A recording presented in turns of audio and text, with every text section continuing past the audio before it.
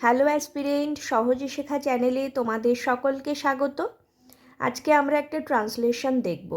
সামনেই descriptive exam, চাই random practice, তো সেই জন্যই এই ক্লাসটা আনা হয়েছে। তো চলো শুরু করা যাক। তো আজকে আমরা ইংলিশ থেকে বাংলা করব। এটা মানে সবই একটা প্যাসেজ। আমি আজকে যেটা এনেছি সেটা পুরোটাই একটা প্যাসেজ, কিন্তু আমি বোঝার সুবিধার জন্য লাইন করে লিখে এনেছি। তো দেখো প্রথমেই কি আছে, dance is the earliest art of man. নৃত্যকলা মানুষের প্রাচীনতম শিল্প।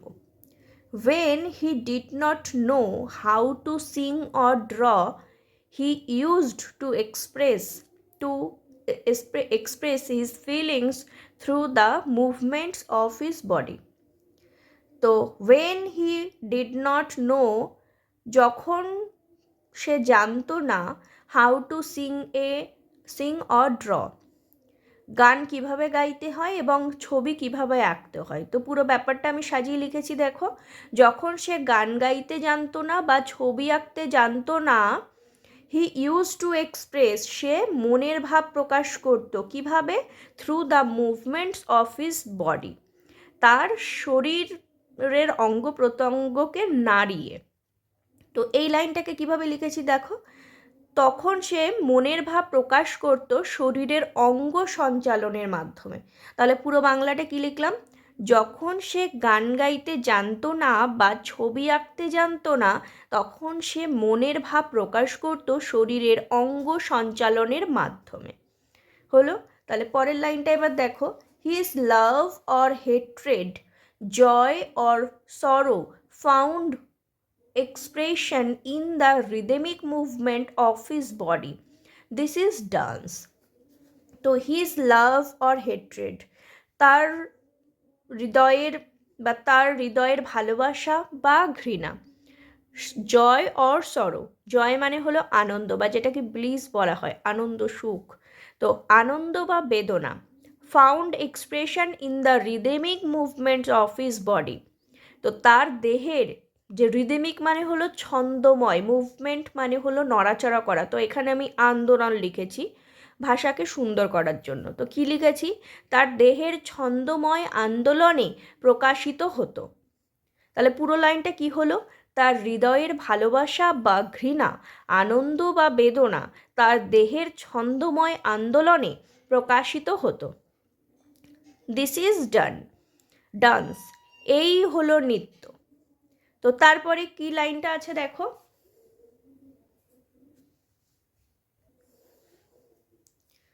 with the progress of civilization, when the feeling of man become finer, their dance become a fine art. তো কি বলেছে, with the progress of civilisation, সভ্যতার অগ্রগতির সঙ্গে সঙ্গে, ওয়েন যখন, the feeling of man become finer, মানুষের অনুভূতি হলো নিখুঁত, there dance become a fine art, তখনই নৃত্যভঙ্গি চারুকলায় পরিণত হলো।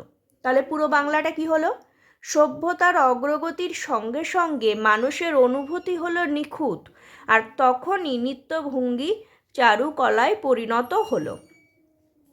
তারপরের লাইনটা কি রয়েছে দেখো, the finest manifestation of the vital energy is found in dance, which expresses the realization of truth and beauty. তো কি হলো, যে দ্য ফাইনেস্ট ম্যানিফেস্টেশন কি হলো, সূক্ষ্মতম জীবন শক্তির সূক্ষ্মতম সার্থক ঘটনা নৃত্যকলা।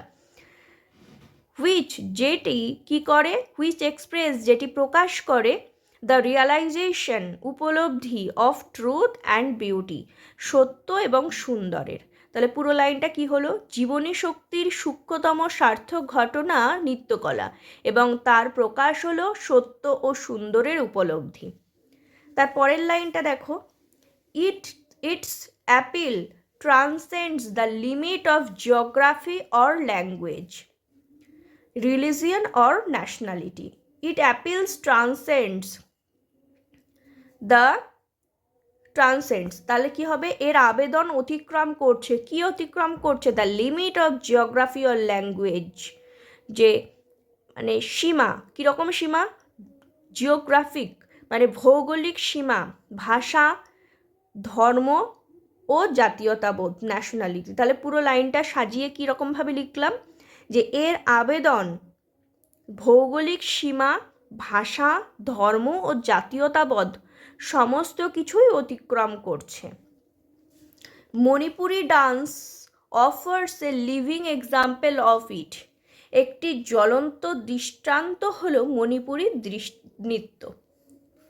তো মণিপুরি নৃত্যের মধ্যে এখনও সেই ক্লাসিক্যাল, এটা মণিপুরি নৃত্য তো অ্যাকচুয়ালি ক্লাসিক্যাল ডান্সের মধ্যে পড়ে, তো এখনও সেই পুরনো ভাবটা এর মধ্যে ফুটে ওঠে। তো তারপরে দেখো পরের লাইনটা, but the common people very often fail to assess the real value of things, কিন্তু সাধারণ মানুষ কোনো কিছুর প্রকৃত মূল্যায়ন করতে ব্যর্থ হয়।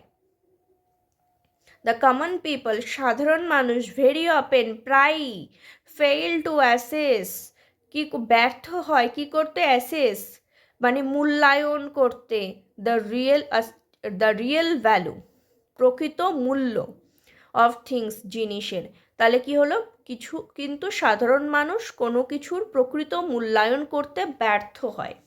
Just as a jewellery only can recognise a jewel, ঠিক যেমন জহুরুই চেনে আসল জহরত, Manipuri dance also remained unknown to the rest of India till Rabindranath Tagore appreciated its merit and made it known to all. তেমনি মণিপুরি নৃত্য ভারতবর্ষের বিভিন্ন প্রান্তে ছিল একান্ত অপরিচিত। রবীন্দ্রনাথ ঠাকুরের যথার্থ নির্ধারণ করে সর্বসমক্ষে এর গুণাগুণ প্রচার করেন। তাহলে হলো পুরো লাইনটা, যে Manipuri dance also remind unknown, তার মানে কি মণিপুরি ডান্সটাও অপরিচিত থেকে যেত to the rest of India, মানে সারা ভারতবর্ষের কাছে। কেন, টিল, যতক্ষণ না পর্যন্ত রবীন্দ্রনাথ ঠাকুর এর অ্যাপ্রিসিয়েট করতেন, যথার্থতা করতেন বা প্রশংসা করতেন, ইটস ম্যারিট, এটার গুণাগুণকে। হলো পুরো লাইনটা। তাহলে এর পরের লাইনটা দেখো কীরকমভাবে লিখেছি, He for the first time witnessed Manipuri dance at Silhotto and Agartala in 1326 BS and was deeply charmed by it. তো তিনি 1326 সালে শ্রীহট্টে ও আগরতলায় প্রথমেই মণিপুরি নৃত্য দেখেন এবং গভীরভাবে মুগ্ধ হন। তো ডিপলি চার্মড মানে গভীরভাবে মুগ্ধ হওয়া।